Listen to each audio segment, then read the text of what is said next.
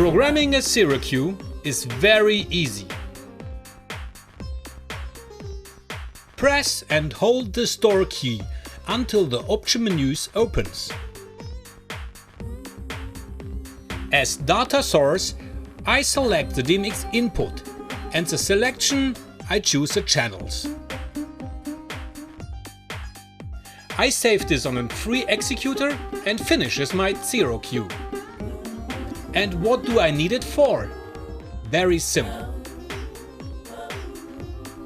Of course, in the normal patched state, the console will always have different values on different DMX outputs, even when the dimmer is off. For example, for position, shutter or color.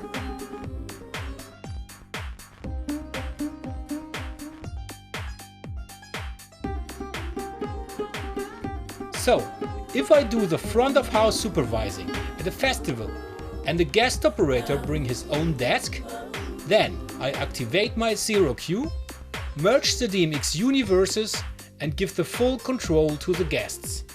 This is very easy with an ArtNet protocol. I just have to pay attention to the settings and the IP addresses, but the normal network rules for ArtNet apply.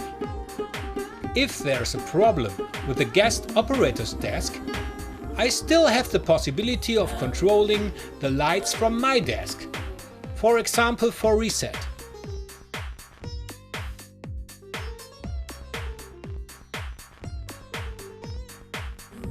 Or I take the individual fixtures from the zero queue and keep their control with me, maybe for the general lighting.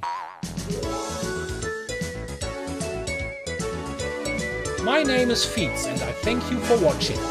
Please do not forget to subscribe this channel and do not miss the next episode.